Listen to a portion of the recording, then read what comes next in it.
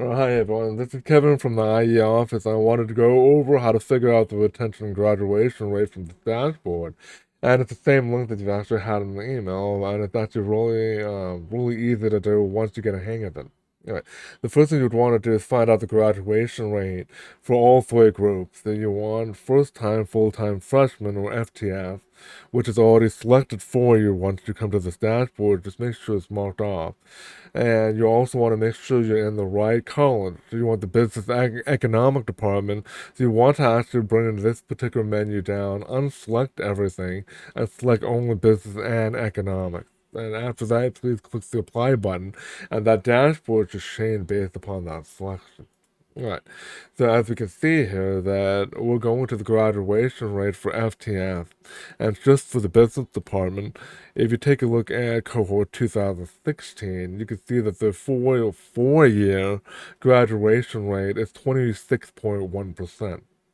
Also, one other interesting metric is the 6-year graduation rate at 57.2%.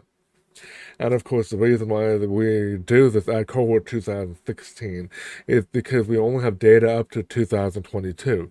So 4 years back would be cohort 2018. That's only if you want one measurement for that, and that would be 31.9% for that 4 year.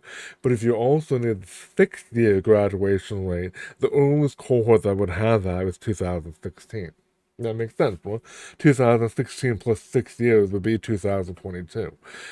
Cohort 2018 would not have that 6-year graduation rate yet. Right. So it depends upon your need. You can select any of the other cohort to report them, but you have to make sure that those lines actually make sense. So the rows should actually make sense too. Right. So going back to this, if you take cohort 2016's line, you'll get both 4-year and 6-year graduation rate. And that's actually very useful just to have the same number. And technically, to be very concise about this, you should also report which cohort year you're actually looking at. Okay. So after that, you want to go back to the student level. If you want to look at transfer graduation rate, you need to bring this menu back down and unselect first-time full-time freshman, or FTF, and you would actually click on California Community College Transfer as well as non-community college transfer for your TR rate or transfer group, and click apply. Yeah, once you do that, the entire dashboard will change, and you go back to cohort 2016 if you easily want the 4 and 6 year graduation rate. So we can see here for the 4-year graduation rate is 77.9%, while the 6-year graduation rate is 81.2%. Right.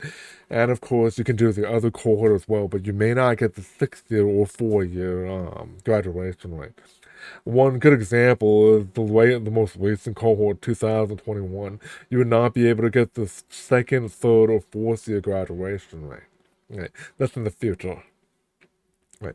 So once that's done, you may want to move forward for the graduate version. So you bring that student level menu back down, deselect all the community college transfer, the non-community college transfer option, and make sure the master's and doctoral levels are selected. Then click apply, and the dashboard should change again. Then you want to click on the cohort 2016 one more time for that particular role. And you'll see the 4 and 6 year graduation rate for them. So you see 83.6% and 86.2% for the 4 and 6 year graduation rate. Right. Hopefully that makes sense. So now you have all three. First time full time freshmen, the transfers, as well as the doctoral and master's level. The next thing you may want to do is to find out the retention rate. So I'm going to bring this back to FTS first. I'm going to click apply on that. So this will actually reselect the first time full-time freshman. And now I'll come to the outcome version of it, and I will select the retention rate. Okay. Once it selects the retention rate, it will change the entire table. And you still want to look at cohort 2016 if you want to keep that consistent. And we can see that the 1 year retention rate is actually 81.7%. And that makes sense for that 1 year retention rate. And I think that's actually really interesting where you can actually report the different cohort retention rate for 1 year. But if you want to be consistent, as I said, you can keep with cohort 2016. All right. So let's go to the next one. So after first-time full-time freshman, we'll go back to the community college transfer. I click both of these and go back down to cohort 2016. And we can see a 1-year retention rate of 88.5%. All right, for cohort 2016. All right, that seems pretty great. Once we're done with that, you'll also move down to the master's or doctoral level, and you want to select both of them and click apply. Once you do that, you can also see that if you didn't have anything selected, you have to reselect the cohort, and you'll see on that particular line that the retention rate is 82.8%, or the 1-year retention rate is 82.8% for the graduates, and master's and doctoral level for cohort 2016. Right.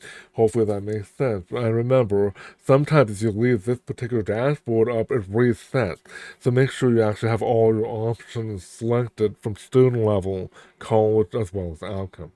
So I'm Kevin from the IE office. If you still have any other questions, please feel free to send another email and we'll update you. Thank you.